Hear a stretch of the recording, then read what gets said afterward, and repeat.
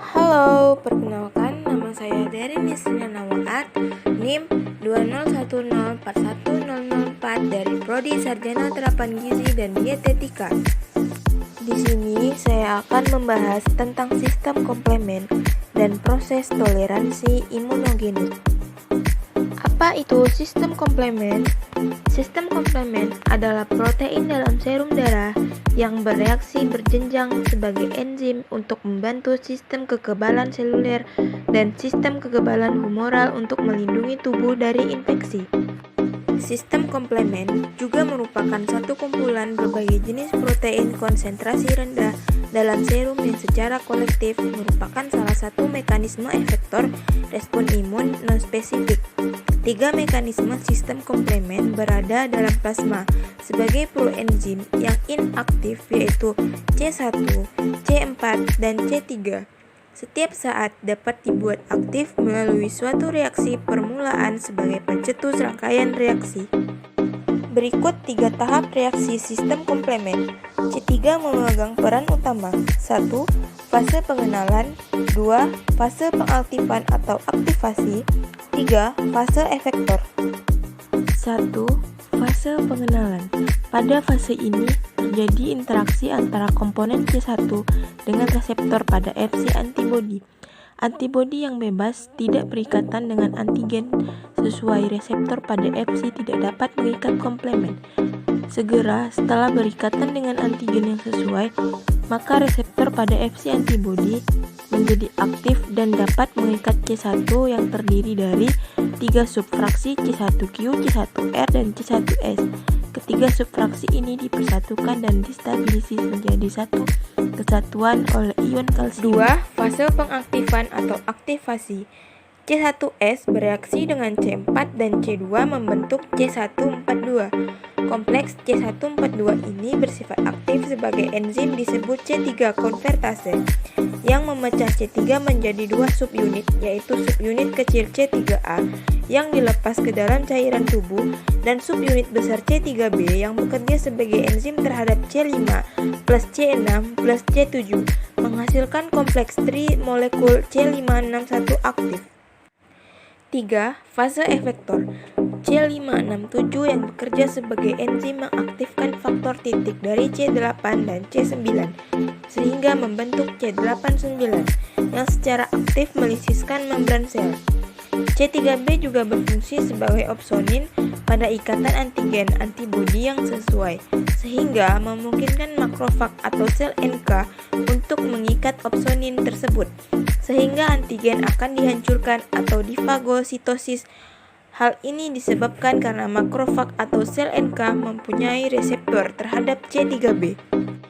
Jalur alternatif atau jalur pintas.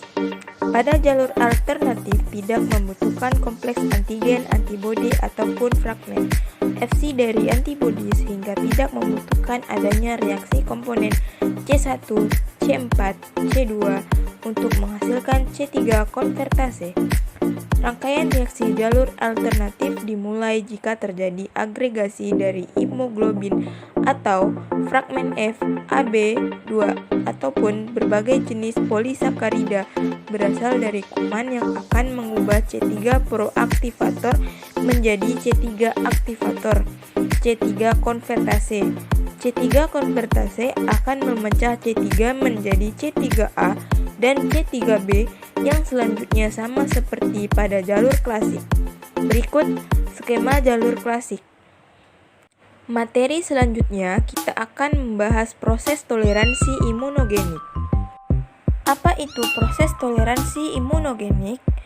Toleransi imunologi atau immunological tolerance adalah ketidakmampuan dari sistem imunitas untuk memberikan respons atau unresponsiveness terhadap suatu antigen dikarenakan induksi dari antigen yang sama sebelumnya.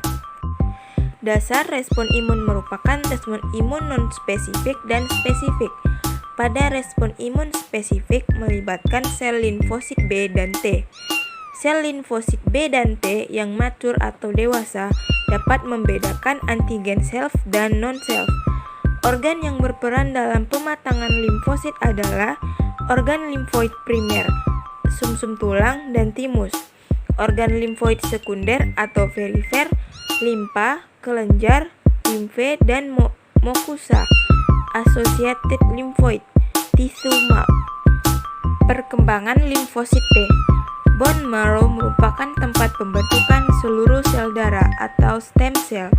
Limfosit T dibentuk di sumsum tulang dan dimatangkan di timus. Sel limfosit T yang belum dewasa disebut timosit. Setelah dimatangkan di timus, maka sel tersebut akan masuk ke dalam perifer. Di sini terjadi seleksi baik positif maupun negatif dengan sel MHC associated peptida. Antigen atau MHC sendiri yang berikatan dengan antigen peptida sendiri. Seleksi plus A. Lack of positive selection pada thymic epithelial cell. Jika terjadi kegagalan pengenalan terhadap MHC dari kompleks MHC peptida, terjadi kematian sel adoptosis. B. Positive selection pada thymic epithelial cell.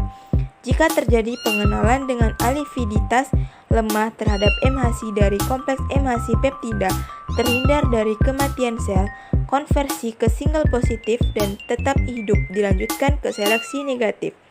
Seleksi negatif C.